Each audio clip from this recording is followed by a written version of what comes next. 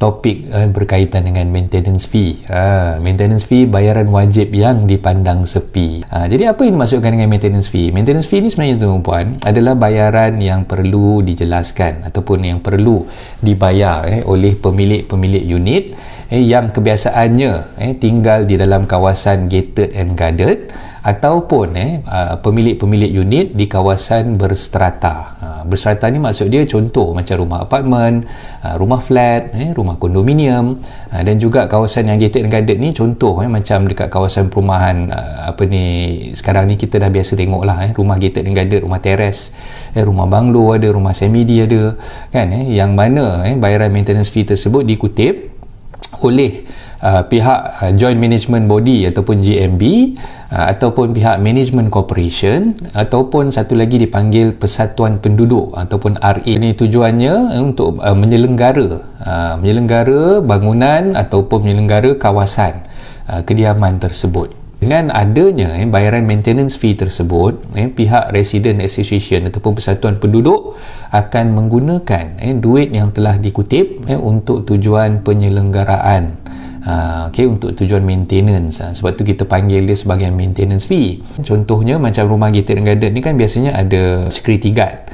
Kita bayar perkhidmatan security di kawasan tersebut. Apa lagi kalau misal kata dekat kawasan kondominium atau apartmen tu ada swimming pool, jadi kita perlu engage ataupun mengambil perkhidmatan penyelenggara kolam renang tersebut. Jadi kita perlu bayar yuran selenggaraannya kepada pihak maintenance swimming pool tadi tu. Apa lagi kalau misal kata kawasan tu ada cleaner yang membersihkan kawasan, nak menyapu sampah, nak angkat kata apa sampah-sampah dekat kawasan kediaman tersebut, jadi itu pun kita biasanya akan ambil kontraktor untuk pembersihan, dan yuran-yuran ini yang perlu dibayar digunakan duit maintenance fee tadi tu untuk tujuan pembayaran servis-servis yang diberikan oleh kontraktor-kontraktor yang terlibat itulah.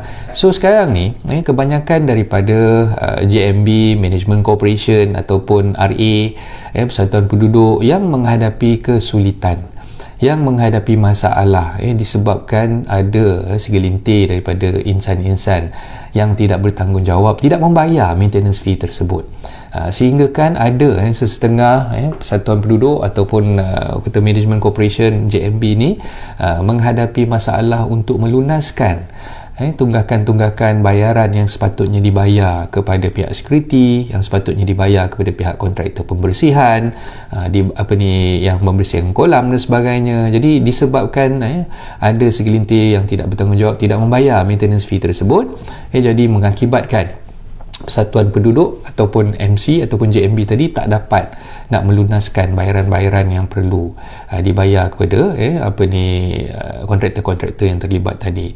Sebab itulah kita yang mana yang tinggal di kawasan gated and guarded, yang tinggal di kawasan apartmen, rumah flat dan sebagainya, yang ada dikenakan maintenance fee ni, tuan-tuan perempuan wajib melunaskan bayaran maintenance tersebut. Okey, dan macam pengalaman saya sendiri bila saya menjadi presiden di Persatuan Penduduk Sarjana Villa ni, saya tengok ada segelintir tuan-tuan rumah ni yang rumahnya memang kosong, tidak didiami. Maknanya bila rumah tu kosong, dia tak tinggal kat situ, jadi dia menganggap bahawa bayaran maintenance ni tidak wajib untuk dia. Dia rasa macam tak apalah, aku bukan duduk kat sini pun, aku kira peduli apa kan, bukannya aku nak tinggal kat situ pun. Jadi orang yang macam ni yang biasanya culas, yang tidak membayar maintenance fee tersebut. Barang diingat tuan-tuan perempuan, maintenance fee ni dikenakan bukan untuk mereka yang mendiami ataupun yang menduduki rumah tersebut sahaja, tapi applies to all, semua orang yang dah membeli rumah, yang dah memiliki unit-unit kediaman ataupun rumah-rumah yang ada di situ perlu membayar maintenance fee. Tak kira lah sama ada anda tinggal di situ ataupun anda tidak tinggal di situ. Kerana apa? Okey, saya nak ceritakan dari sudut undang-undang. Dari sudut undang-undang, biasanya bila kita membeli sebuah rumah yang dalam kawasan gated and guarded, dalam kawasan berstrata, rumah apartmen, flat dan sebagainya, tuan-tuan perempuan akan menandatangani dua jenis dokumen yang berbeza bersama dengan pemaju perumahan. Apa dia dokumen tersebut? Yang pertama, kita panggil dia sebagai Sale and Purchase Agreement, perjanjian jual beli yang kita tandatangani dengan pihak pemaju. Okey, dan yang kedua, ada satu lagi dokumen yang tuan-tuan perempuan kadang-kadang dah sign tapi tuan-tuan perempuan tak ingat ataupun tak faham pun apa yang dinyatakan di dalam dokumen tersebut. Yang mana dokumen tersebut kita panggil sebagai Deed of Mutual Covenant. DMC, Deed of Mutual Covenant, okey, ataupun surat ikatan wa'ad. Bahasa Melayu ni macam pelik sikit, surat ikatan wa'ad. Wa'ad ni maknanya perjanjian ataupun apa yang kita dah mengaku janji untuk menyelesaikan ataupun untuk orang kata apa, mematuhi terma-terma yang terkandung di dalam DMC ataupun Deed of Mutual Covenant tersebut. Okey, so bila tuan-tuan perempuan dah menandatangani perjanjian jual beli bersama dengan Deed of Mutual Covenant, sebenarnya tuan-tuan perempuan terikat.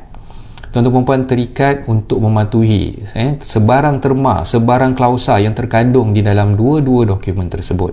Okay, so dalam Deed of Mutual Covenant ni ada dinyatakan apa tanggungjawab anda sebagai pemilik unit kediaman tersebut, apa yang anda perlu buat, apa yang anda tak boleh buat. So macam mana cara untuk anda, contohlah anda nak buat renovation kat rumah, nak kena dapatkan kebenaran ataupun permission daripada pihak management corporation, daripada pihak persatuan penduduk dan sebagainya. Jika anda culas ataupun gagal untuk membayar maintenance fee, apa tindakan yang boleh dibuat oleh management corporation ataupun resident association tadi terhadap anda, dan bagaimana sebenarnya bayaran-bayaran maintenance tersebut boleh digunakan oleh RA, oleh pihak management untuk kemaslahatan ataupun untuk kebajikan penduduk-penduduk di kawasan tersebut. Jadi ini semua memang ada dinyatakan di dalam Deed of Mutual Covenant. Jadi bagi anda yang membeli rumah di kawasan Gated and Guarded, di kawasan berserata, anda perlu faham dan anda perlu jelas tentang perkara tersebut, dan anda tak boleh kata yang anda tidak terikat. Tidak terikat dengan apa-apa pun terma-terma yang terkandung di dalam perjanjian Deed of Mutual Covenant tersebut. Kerana apa?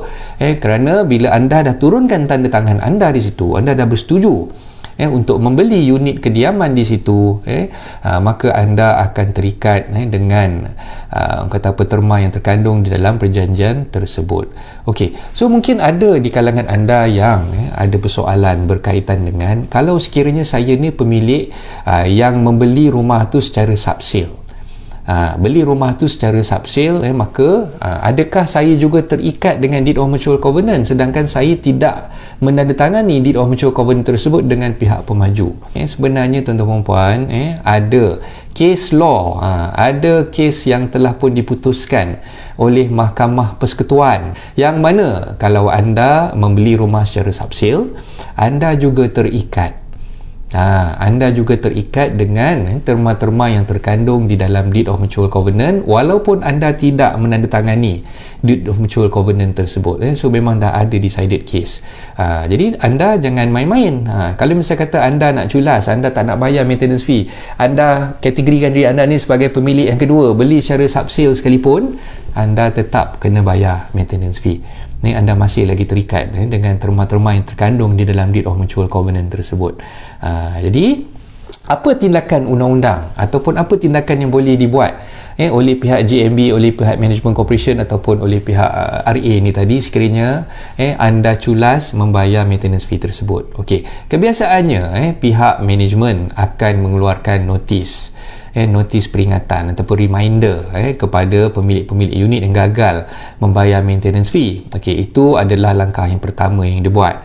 Okey, dengan memberikan tempoh masa katalah 14 hari untuk anda melunaskan bayaran tunggakan yang ada. Okey. Yang kedua, biasanya selepas pihak management dah keluarkan notice of reminder kepada anda untuk melunaskan bayaran tunggakan yang ada, anda kalau tak bayar juga, biasanya management akan mengarahkan peguam untuk mengambil tindakan, mengeluarkan apa yang dipanggil sebagai notice of demand ataupun letter of demand, NOD, daripada pihak peguam, menggunakan letterhead peguam tersebut kepada anda. Sekiranya anda masih lagi gagal membayar, maka di dalam notice of demand tersebut ada menyatakan bahawa pihak management berhak untuk mengambil tindakan undang-undang susulan, termasuklah dengan tindakan apa dia tindakan yang boleh dibuat adalah satu, tindakan saman. Tindakan saman di mahkamah, kita boleh buat tuntutan melalui saman yang difailkan di mahkamah. Yang kedua, tindakan bar access card. Bar access card ni pun biasa diguna pakai. So maknanya pagar ataupun palang kat depan tu masuk kat kawasan perumahan anda tu tak boleh naik lah. Bila anda touch pun tak boleh naik. Okey, itu yang kedua. Yang ketiga, tindakan yang boleh dibuat, mewartakan nama-nama anda di papan-papan kenyataan. So ini pun biasa dibuat. Kalau misalnya kata anda gagal membayar, nama anda akan terpampang sebesar-besarnya di papan kenyataan, diletakkan di notice board. Mungkin dekat clubhouse ke, ataupun dekat tangga ke, dekat depan lift ke, kat dalam lift ke. So nama anda akan dipublish di situ. Orang yang gagal membayar maintenance fee. So berbayangkan kalau anda duduk berjiran, jiran-jiran anda nampak nama anda terpampang di situ, alangkah malunya. Jadi itu antara tindakan-tindakan yang saya boleh sebutkan yang biasanya tindakan undang-undang yang diambil oleh pihak management corporation untuk memastikan bahawa orang-orang yang culas, yang tak bayar, yang lari daripada membayar maintenance fee ni diambil tindakan. Kesimpulan dari situ saya nak nyatakan di sini, walau macam mana sekalipun, bila anda nak membeli unit kediaman di dalam kawasan gated and guarded, di dalam kawasan berstrata, anda perlu faham bahawa anda hidup di dalam komuniti. Anda perlu faham bahawa anda bukan duduk sorang-sorang kat situ. Anda bukan duduk kat hutan. Duduk kat hutan atas pokok ke apa, bukan. Anda duduk dalam kawasan gated and guarded yang ada komuniti, yang ada dia punya persatuan penduduk, yang ada dia punya management corporation, yang ada dia punya JMB yang mengawal selia dan juga menyelenggara kawasan unit bangunan ataupun kediaman tersebut. Jadi anda harus faham, bila duduk dalam komuniti ni, anda tak boleh jadi kera sumbang. Pentingkan diri sendiri dengan culas membuat bayaran maintenance dan sebagainya. Kerana dengan keculasan anda, dengan pengabaian anda untuk menjelaskan maintenance fee ni, itu boleh mengakibatkan pihak management, pihak JMB, pihak RA tak boleh nak manage dengan baik kawasan kediaman anda tersebut. Anda bayangkanlah kalau anda seorang yang tak bayar, lepas tu ada juga orang yang tak bayar, anda pula menghasut. Ada setengah orang tu dah dia tak bayar, lepas tu dia menghasut pula orang lain, jiran-jiran dia, tak payah lah, aku tak bayar, tak apa pun, tak ada apa pun tindakan yang dibuat kan. Jangan tuan-tuan puan, dahlah anda dah melakukan satu kesalahan, dan yang seterusnya anda dah melanggar kesalahan tu, melanggar kontrak DMC tadi tu, dan dalam masa yang sama anda kena ingat kita ada akta hak milik strata. Bagi mereka yang membeli unit-unit strata, anda juga terikat dengan akta hak milik strata. Di dalam akta hak milik strata ni ada menggariskan tentang kewajipan anda sebagai pemilik unit-unit kediaman di dalam kediaman berstrata ni untuk menjelaskan bayaran maintenance, bayaran sinking fund dan sebagainya. Jadi anda dah langgar undang-undang sebenarnya. Dan perlu fahamkan juga kalau sekiranya anda berhasrat untuk menjual unit tersebut. Ada setengah orang ni mungkin dia beli unit tu untuk investment lah konon-kononnya. Investment tu satu hal, konon-konon nak jadi kaya, nak buat investment property, tapi maintenance tak nak bayar.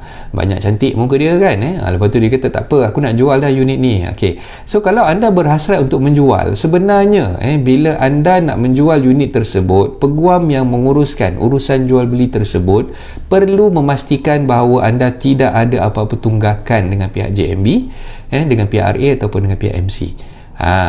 Kalau saya yang jadi peguam anda, saya akan basuh anda cukup-cukup. Saya akan basuh anda cukup-cukup. Saya akan tanya satu persatu, maintenance dah bayar belum? Ni saya kena check dulu dengan pihak JMB, awak ada outstanding ke tidak?